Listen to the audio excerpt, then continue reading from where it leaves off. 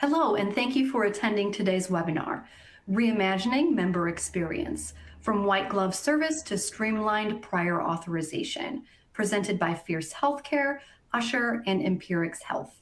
I'm Andrea, and I'll be your moderator for today. Before we begin, just a few quick housekeeping items. To learn more about our speakers, please visit the speaker bio window. If you accidentally close a window, you can reopen it by clicking its name in the top navigation bar. Additional resources can be found in the handouts window. This webinar is being recorded and will be available on demand within 24 hours. And finally, we'll host a Q&A session at the end of the webinar. Feel free to submit your questions at any time using the Submit Questions window. And now I have the pleasure of introducing our speakers. Joining us today is Kimberly Howland, Executive Vice President and Chief Product Development Officer at Empirics Health, and Yvonne Doherty, Global Head of Industries at Usher. All right, we're ready to begin. Yvonne, over to you.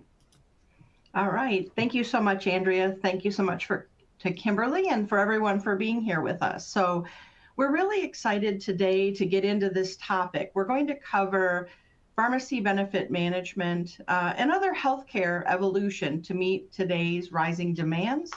We're going to dig a bit into the prior authorization world. We're going to hop over to medication adherence, talk a little bit about intelligent automation for streamlining across all of this.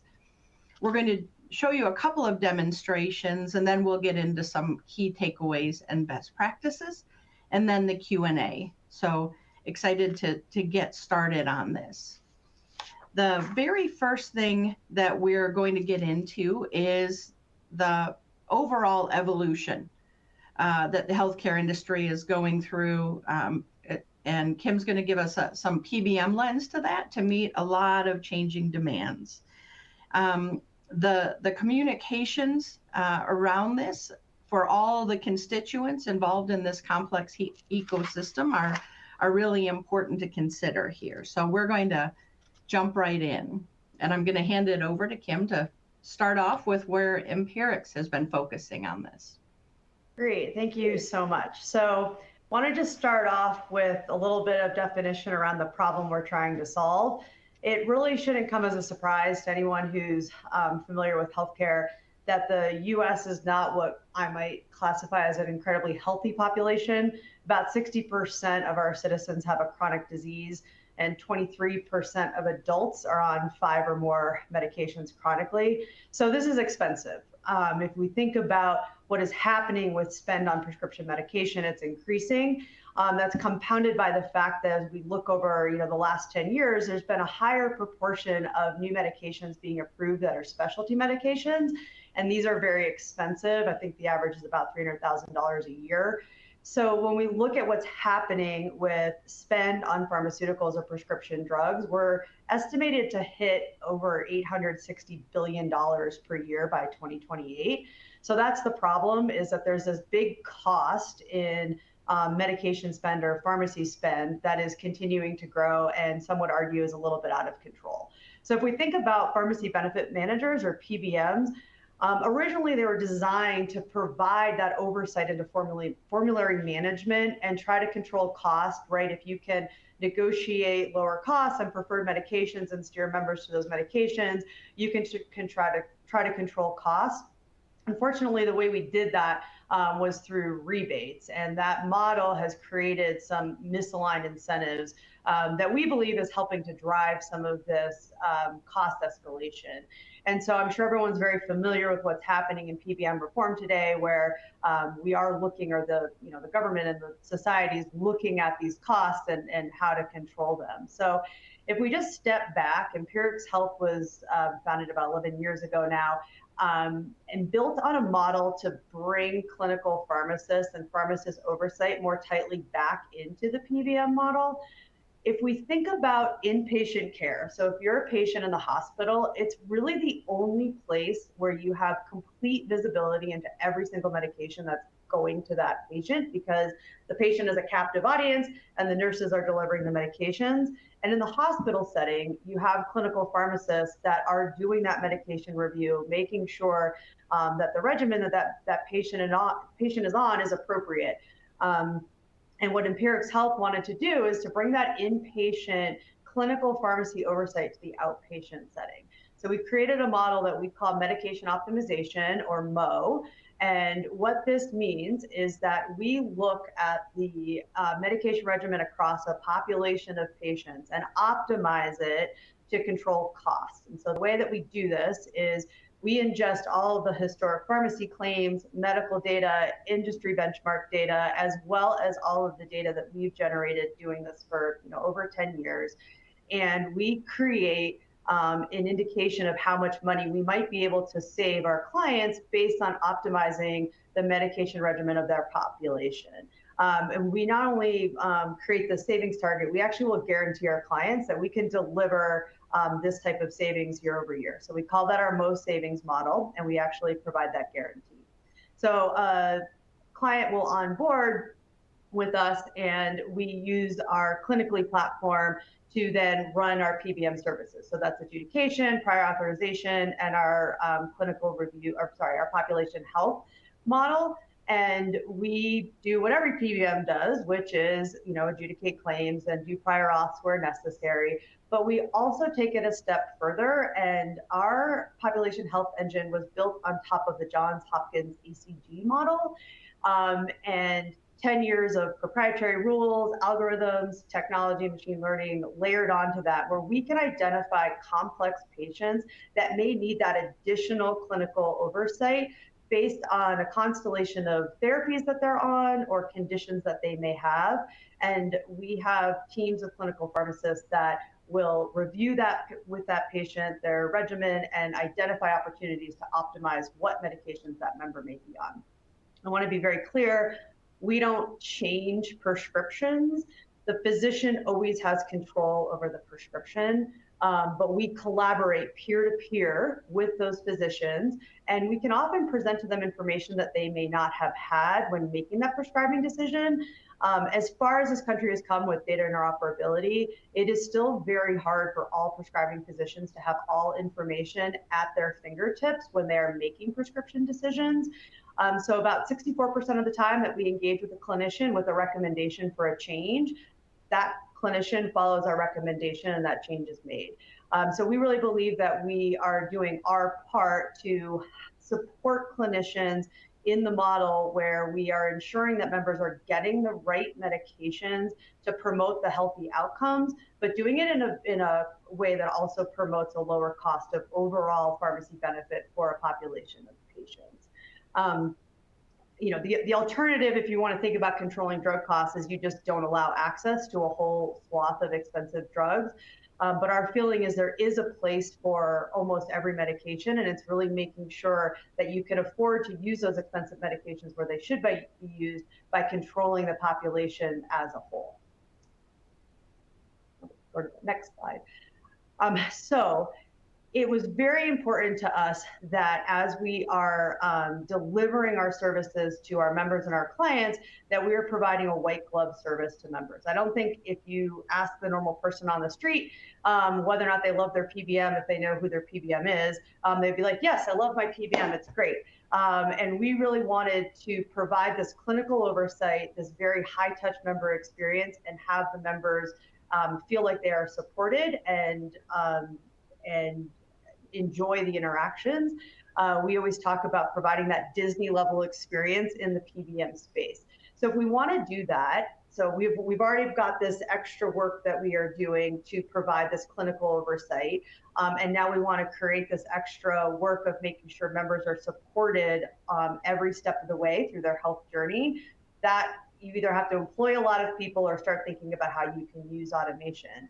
And so for us, we wanted to think about how we could digitize some of those patient interactions and get some of the human costs out of the equation. And in doing that, we were looking for a partner that was able to help us with a communication platform that was HIPAA compliant. Obviously, in healthcare, you have to follow healthcare regulations, but you also have to make sure you're following technology-like regulations as well. And so we really wanted a partner who had HIPAA compliance, was very security-focused, privacy-focused, and so we chose Usher for that. I'm going to talk about the automation priorities and our patient journey here on this next slide. So when we were first thinking about how we were going to staff up to support, a growing number of members and adopt automation, we did a little research and we found just under 2.5% of our members use 50% of our resources. And so our population health model is able to identify complex members and present them to us as members that we need to create that more personalized and high touch interaction or engagement model for. So that was our starting population. We have two ways that members interact with us. They can call into our call center, or we have a whole team we call our member care advocates, or our MCAs. And those MCAs are paired one-to-one with these complex members.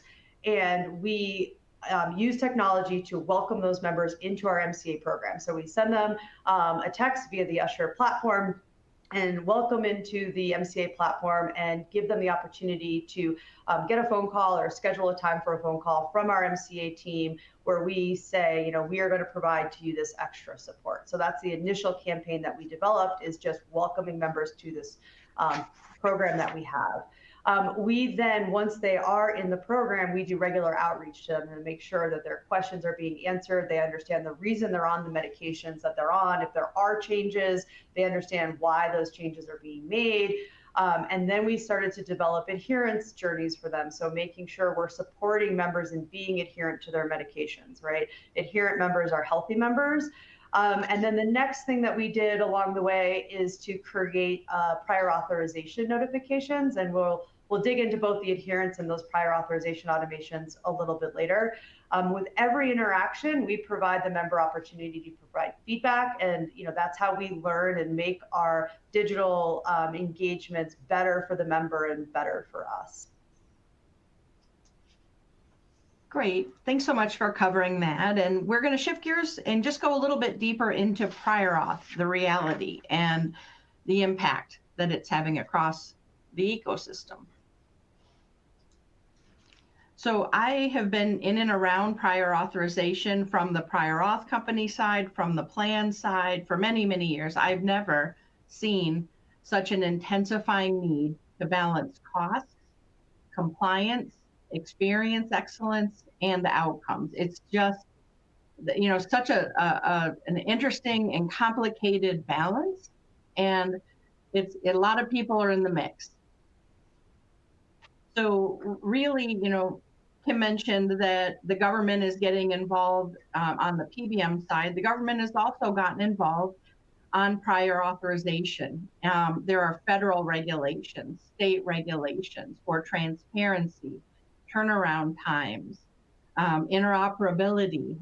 So this is a lot coming in, being regulated in an already very, very complicated world. So the next thing, prior authorization, when not handled with transparency and strong communications, can lead to claims issues, grievances, appeals. It also is really on the health plan and the PBM side, causing a lot of backlog. So prior authorization volumes are increasing.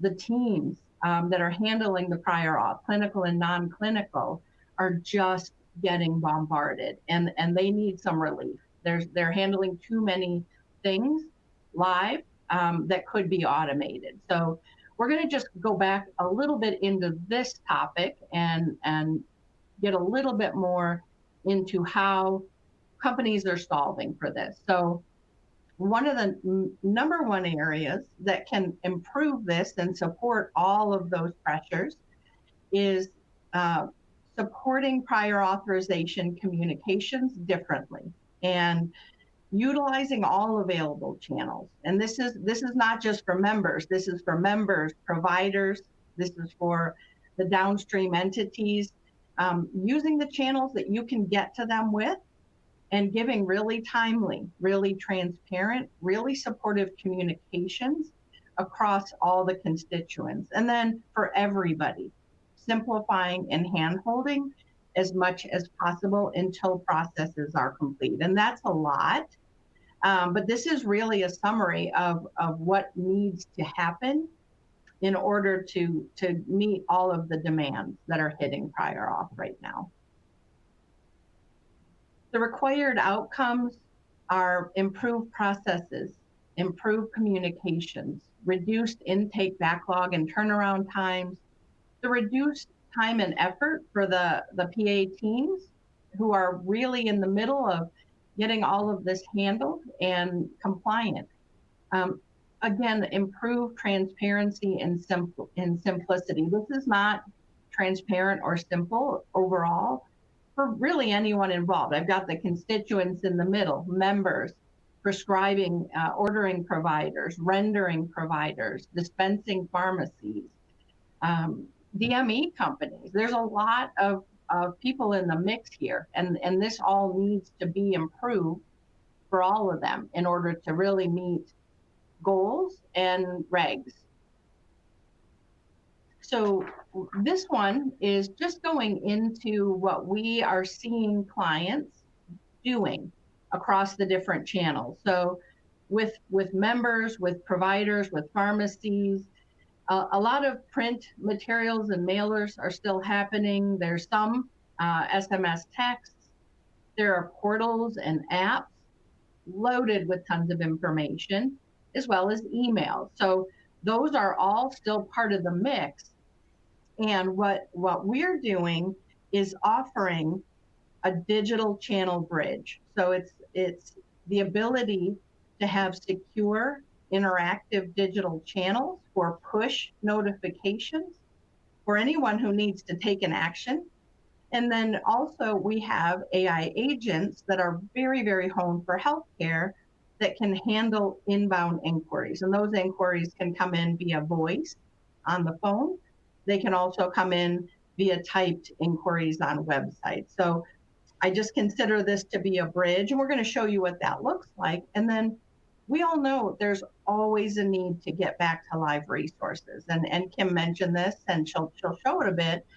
We have to be able to get people to live resources, and especially in prior auth, and allow them to get live phone, live chat support as well. So this is a bit of the ecosystem that we have been supporting clients and building out that is working, that is driving results. And I'm going to go ahead and hand this one over to Kim again to get into her world and some examples. Yeah, I mean, you just mentioned the different communication modalities. I think there's sort of a couple of issues here, which is not every PBM is using all of those modalities or those proactive notification to members about the need for prior authorization or why there's a prior authorization. So unfortunately, we still have instances where a member may show up at the pharmacy and realize that they're not going to be able to pick up their script because there's a prior auth needed, and then traditionally, you go through a prior auth presentation and a determination is made and a letter is sent. And obviously there's a very long delay between when that member was initially prescribed something and when they get a letter in the mail. And so there's a lot of opportunity for patients to be confused or not understand exactly where they are in the process. And so, that initiates that sort of inbound calls to the call centers. If we go to the next slide. When we were obviously two goals, right? We want to reduce the friction by making the prior auth process quickly or happen quickly. And, this is something Yvonne alluded to. I think there's a lot of PBMs out there trying to use technology to make the process faster. But you're reading about now even using AI to make the determination, and we are not there yet. So we want to use technology to make the process faster by having technology surface all the information that our team needs to make those determinations quickly, because the faster that process happens, the higher the member satisfaction. So that's one way to reduce friction, but communication is a big way, right? So how do you make sure that the member knows where they are in that process. When we looked at our call volume to our call center, 70% of inbound member calls were about prior authorization, and the bulk of them were to check on the status.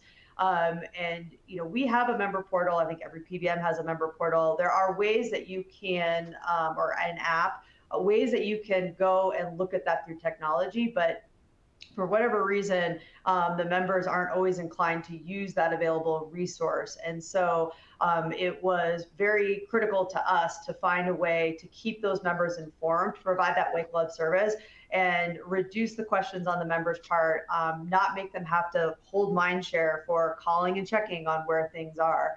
So if we go to the next slide.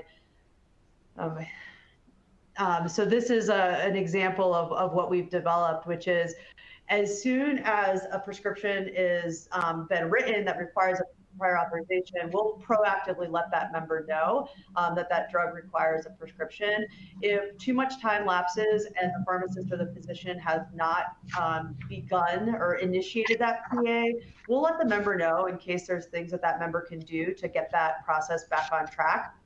Once it's in progress, we let the member know that it's in progress. And then we have actually another step where if too much time passes where we are waiting on information from the clinician, we'll let the member know that as well. So again, it's an opportunity for them to maybe prod the clinician to get that information to them. And then once a determination is made, we again provide another message to let them know that it's approved, partially denied, or denied. And at every step of the way, hopefully you can see on the screen, we give them the opportunity to call in. So, for some members, it's absolutely enough. They have the information, they can take action, they know what action they need to take. But for other members, they really need support. And that's part of that white glove service, is we want to offer them that connection to a human when they need it. And so at every step of the way, they can call, they get connected with someone who's familiar with their situation and their case to get that question resolved. All right, thanks so much for that. So I think that was a great primer on some of the things that are going on in prior authorization with automation and getting to live. So we're going to shift gears. One of the things Kim mentioned is adherent members lead to better outcomes. There are a lot who are not adherent. So we're going to jump into the topic of medication adherence together, share a bit more. I will say, I very much believe the days of using digital reminders that tenaciously, incessantly remind members to fill their meds are done. As humans, you've probably all gotten those. What the key is here is to make the conversation interactive. Find out why. What are the barriers to the adherence? And then overcoming them, whether it's digitally, through automation, or through live agent resources. There's so many reasons that people aren't taking their meds, and today's automation tools really can help support it as much as possible through automation, and reduce some of the burden on people to handle these live. So I've got some here. I won't go deeply into them. I want to just hand it over to Kim to share a little bit more on their approach to medication adherence. Yeah, so if we think back to my introduction to Empirics Health, and we provide this Mo savings guarantee to our clients, where we're guaranteeing that we're going to reduce the cost of your pharmacy benefit, you may think that if members aren't filling medications, the sponsors aren't paying for that, and that reduces their cost. However, that does not lead to good member outcomes. So we want to make sure that everything we're doing is really promoting member health and member outcomes. And I think we can all buy into, if you're adherent to the medications that you're on, that you're more likely to have good health outcomes. And so for us, we want to make sure that we're driving to those good outcomes, but doing it in a way that's supported by the business, right? We can't be hand-holding every member through every dose like you get in the inpatient setting. So, how do we do that? So one of the things that our population health model does is identify members who may need assistance with adherence. And a lot of that can be that education, right? So there's always some folks who maybe they have a hard time getting to the pharmacy or they're forgetful, but refill reminders can do that. But what are those other reasons that a member may not be able to be adherent, and how can we identify those members and provide that MCA connection and have those conversations with the member to try to reduce those barriers, right? So that they do feel like they have all of the tools that they need to do a good job of managing their own health and their own health outcomes.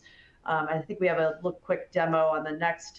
So the intro to the demo is we are also combining those members who need adherence support or support to be adherent and the whole reauthorization process, right? So sometimes members forget that some of the medications they're on, they may need a reauthorization over time. And so one of our automated workflows is if we notice that a member hasn't gone to get a refill because we're still waiting for information from the clinician, we have a workflow for that. And I think that's what we're going to show you in this demo. So if you want to start the video.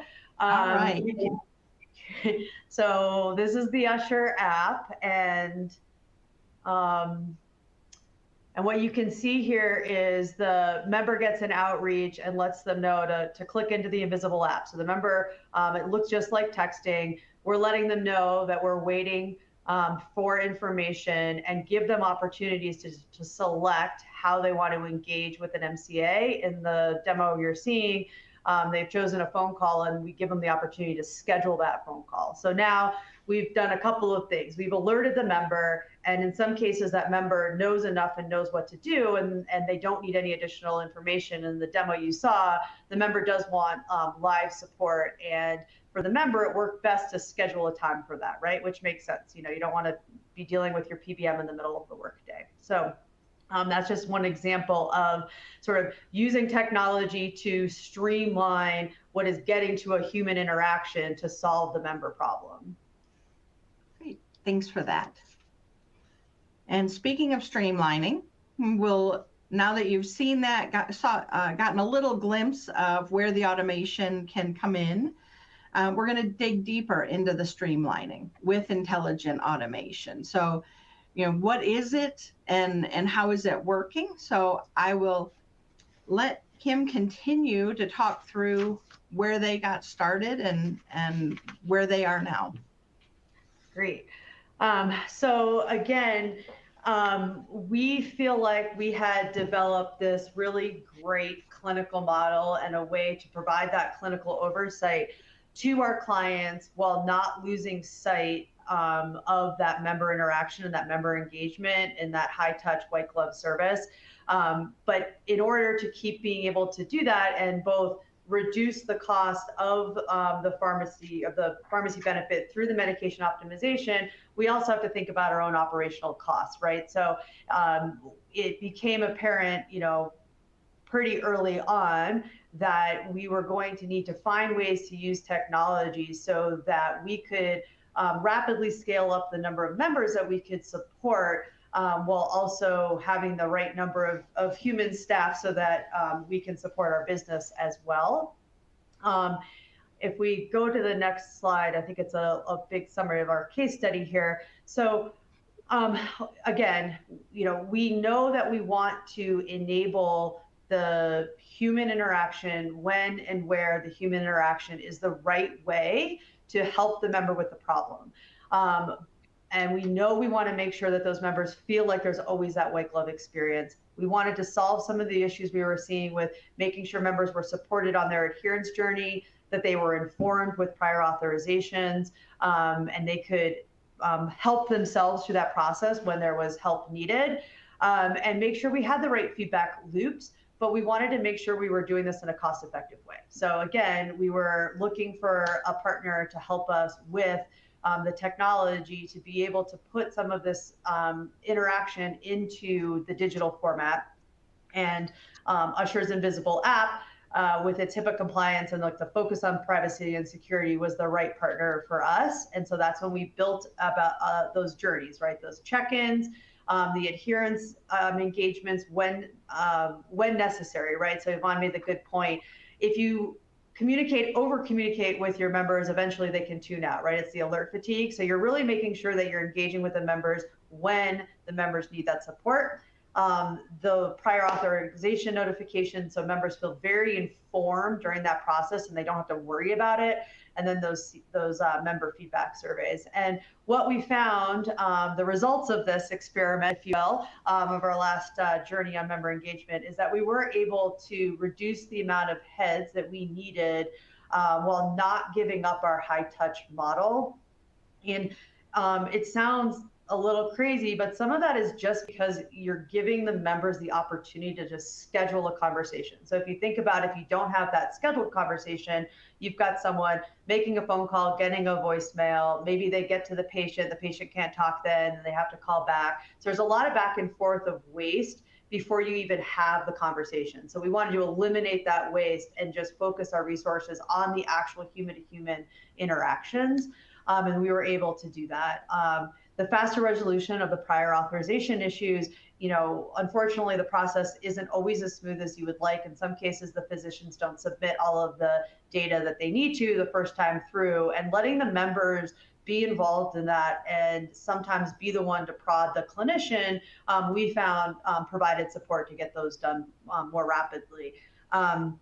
We see fewer calls into the call center. If our members are informed and engaged, they don't have to be proactively calling us as often. Because you're giving them the information. So that was a benefit. And then the increased member satisfaction, right? So the member satisfaction surveys we have, the members do feel supported. And one thing I didn't put on here, but I shouldn't forget, is the client satisfaction. So it had never occurred to me. I've had a whole bunch of fun health issues, including knee replacements. And it was really hard for me to get those scheduled and approved. It never occurred to me to go to HR and complain about it. But it turns out that many members do go to HR when they aren't happy with their benefits. And what we find is when we are engaging these members and holding their hands and informing them, they are not bothering HR as much. And so our clients are very happy about that white glove member engagement as well. Excellent, and appreciate you covering this. And I did want to, for those, when you saw that demo video, Kim mentions here an invisible app. When the member goes from a text into that app looking experience that was guiding them through that process, that is the invisible app, just for clarity for those who hadn't seen it. So appreciate it and appreciate the summary of that. So we are going to jump into some key takeaways and some best practices. So we're going to come back around to how to get started and some other best practices that are going on in the healthcare world that we're working with. So I will just jump in with Kim again on just some of the practical steps that you took in just starting to modernize and change. Yeah, and again, it just gets back to not only us wanting to provide that high touch model, but our passionate belief that engaged members are healthier members, right? So the more ways that you provide opportunities to engage with you directly and empower the members to really understand more about their health and control their journey, like the happier and healthier that they are. When you're thinking about an engagement strategy, you need to make sure that you are you're thinking through some of the practical considerations or hurdles. So one of the ones that we've had to solve for is member cell phones, right? So if you want to be digitally engaging your members, you need their cell phone contacts, right? You can't, text the landline. Well, this isn't something that often comes across in an eligibility file if you're a PBM. So we had to think about ways that we could encourage members to provide us their cell phone numbers and opt in to having these conversations. And obviously, if we have their cell phone number, we always can send them a welcome message and opt them into digital communications from the get-go. But we used, the welcome letter to the PBM, there's a QR code where you can register for our portal and provide your cell phone number and opt into the communications. When members call into our call center, we've trained our reps to ask the members for their cell phone information and talk to them about the benefits of why we would want that information. But it's you have to remember, you've got to have the modality to reach out to these members to begin with. So think through how you'll get those numbers, and also make sure you're maintaining all the TCPA regulatory requirements, right? You always have to opt members in. You always have to get them leave them the opportunity to stop and opt out, and all of that. When you start thinking about how, what you're engaging your members on, you want to build an ROI, right? So start with the problem that the members want to solve, right? Mm-hmm.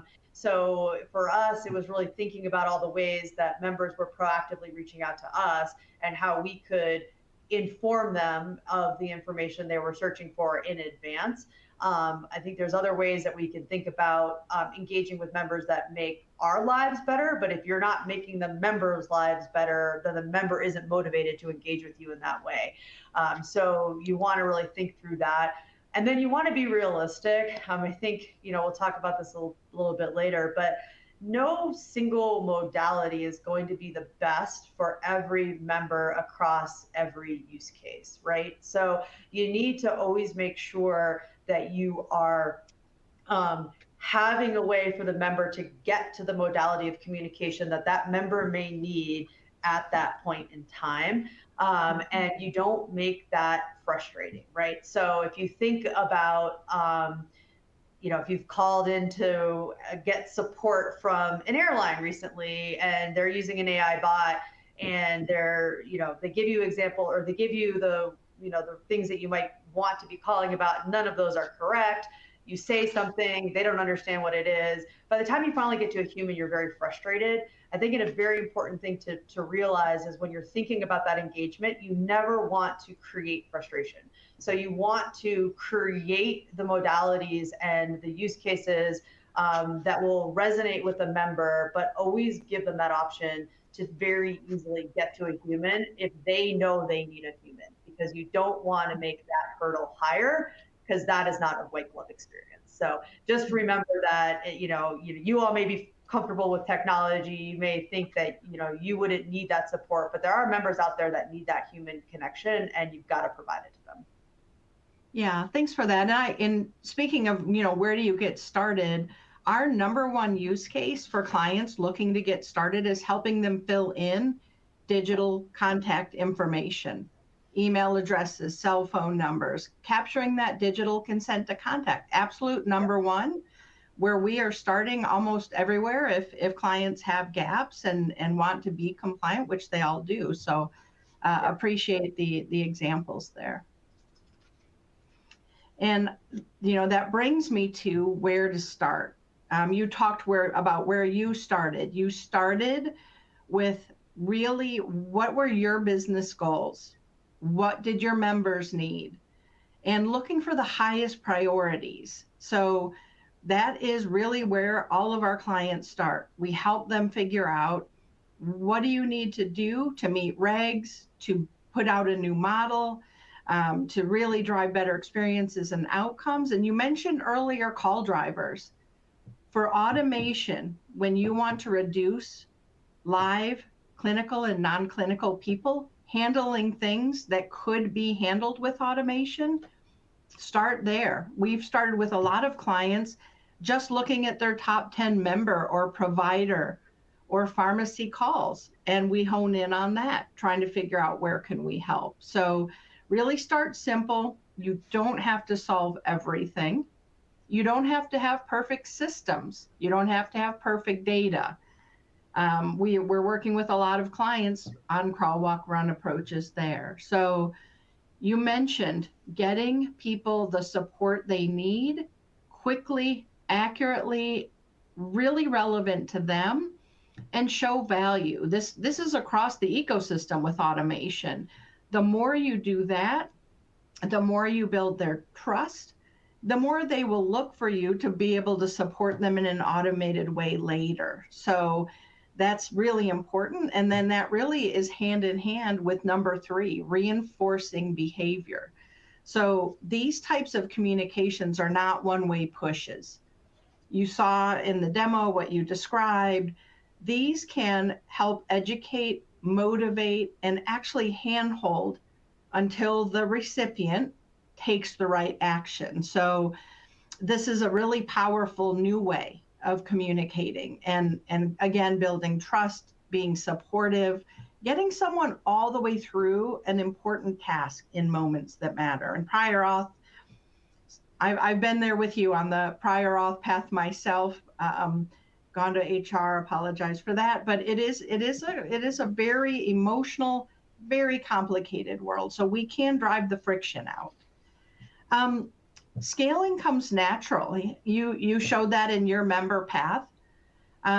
Once you can get the volume, getting some results, showing your members will be responsive to digital and automation, you'll know you can start going to the next most important use cases. And your journey path was filled with areas that we've gone through together with you. So also data complexity, system complexity, integrations, we can grab those and start to, do the walk and the run there as well. You don't have to do that all at once. So, and then this was something that you talked about, and we hear so much in healthcare, all humans who are handling these inquiries, handling support. I don't know of anyone who has a lot of spare time. So let's help get the burden off of them, automate as much as we can so that they can focus on the really more important things, the more important processes, the more important conversations. And this frees them up to be able to do all of the high value stuff rather than the routine stuff. And automation can do a lot without people asking to speak to a live agent when it's built right, which you've obviously done. And getting them to the live people when it matters, that's really important. So I just wanted to, with the how to start, where are you going next? Where's Mo going next? Yes, great. Well, Mo, our medication optimization, we're continuing to build on our technology to both identify members who are appropriate for that clinical review, new ways to optimize the population of medications to control costs, but also to think about how we can expand our engagement to help members be healthy. So we have our approach today is very much whole member, but we do understand that some members with particular conditions may need different types of support and reminders. So building out disease-specific engagement opportunities is one avenue that we would like to explore with our engagement services, or connecting them to other benefits that they may have, right? So and opting them into those programs, but making sure that we're not thinking about purely the pharmacy benefit when you're thinking about health outcomes. The pharmacy benefit and the medical benefit, should be working together. So if you have a medical benefit that supports remote therapy, for example, if there are members out there who deal with mental health issues, and it can be hard to work counseling or therapy into a work day, but it might be easier to do that remotely. So there's companies out there that have that remote therapy telehealth benefit, but the members aren't taking advantage of that. Like if we see patients who are struggling with adherence, are on therapies for mental health, can we make sure that they know that they have that benefit? Is that the extra help that they need to be healthy? So just finding other ways to make sure that members can be engaged in their health outcomes and know the resources that they have available to them, continuing to focus on outcomes, but in a way that is cost effective for the plan sponsors. Great. And I appreciate that. And I appreciate all of the trust you've put in us and all of the innovation that we've partnered to drive together. And I wanted to share a little bit about what other innovative clients have done to prepare for this next evolution of member communication. So we talked a bit about Invisible app as a channel. Many of the companies we are supporting are also utilizing our AI agents. They're incredibly healthcare honed, safe, trusted, compliant. These AI agents are auto responding in Invisible app messages. They are jumping in on inbound phone calls. They are jumping in on outbound phone calls. So we have text-based AI agent support. And we also have AI agents that are speaking naturally, conversationally on the phone. So, this is here. This is not science fiction. This is here today, and it's driving really meaningful business value in healthcare, reducing call volumes, driving better experiences, driving better outcomes. So I'm going to go just a little bit, because every time we have a conversation about AI in healthcare, we get the question, how can we trust it? How can it be compliant? How can it help us fit in with these regs that we all are bound to adhere to that are incredibly complex? So the way that we have been working for more than a decade on our AI trust and governance strategy is we consider these AI agents for members, for patients, for provider service. We consider them to be digital workers. They can be trained just as you would a human worker. They can rely on your documents, your procedures. They know healthcare terminology. They know acronyms.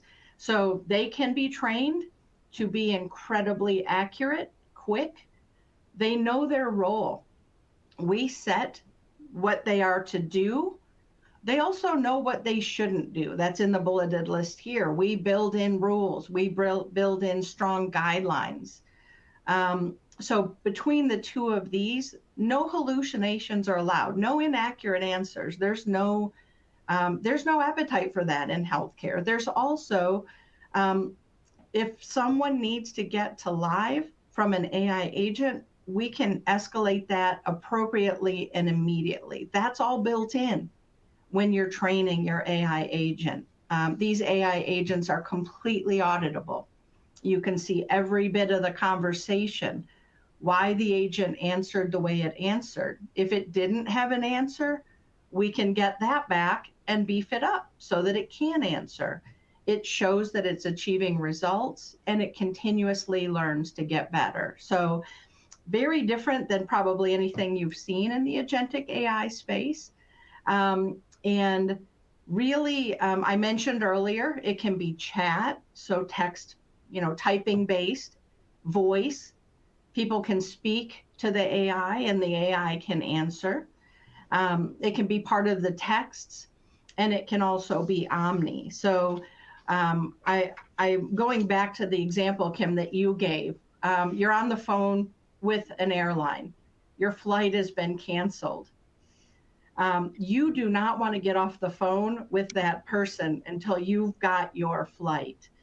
Our AI agents have now been adapted so that if you're calling in to a healthcare company, you can be given the option to have AI support you, and you can stay on the phone and the AI agent can send you a digital message.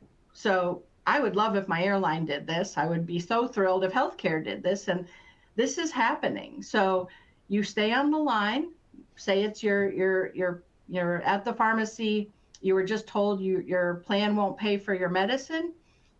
You call the health plan, you call whoever you call. The AI agent can, start to answer if you choose that. And then if we get to the point where they need to speak to someone live, we can do that. But we do try to handle all the tasks as much as possible. We are getting to full task completion. So it's just a really interesting, different world with a lot of big business results. So I just wanted to get us a little bit into this, the future that a lot of our clients are living in right now.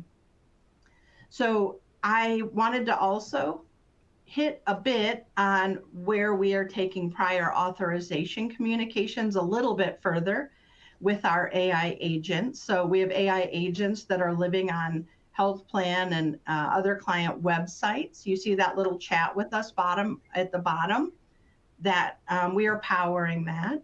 We're in member portals, we're in provider portals. We can be embedded wherever someone might be coming in to ask an important question 24/7. So we're just going to show really quick, and we're going to jump to Q&A, a video of our AI agent on a web page, on a home page, handling a member's question. They're at the pharmacy. They were just told their plan won't cover a med. And they're coming in and they're getting into this chat. We're just going to show you what that looks like.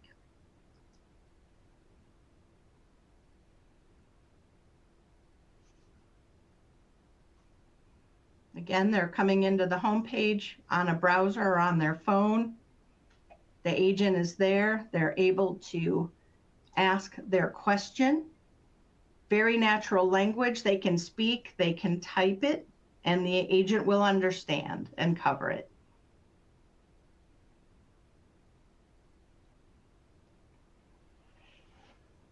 This is hitting frequently asked questions, knowledge bases from the plan or from the PBM. And this was a denial. So we'd like to get them to someone live. We don't want to get in the middle of a denial with automation. So we're going to let them say when they'd like a care specialist to get back to them. It could be right now. I want someone to call me now, but here they've scheduled.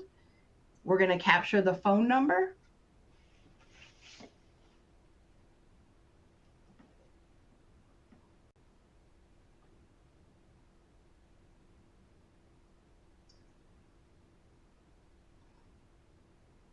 And this is quick showing the guardrails. So they switch from one topic to asking for medical advice. This is another area where we don't want to do what our clients don't want us to do. So this one, they asked for medical advice. We gave them a phone number. So really, really quick. And I am going to now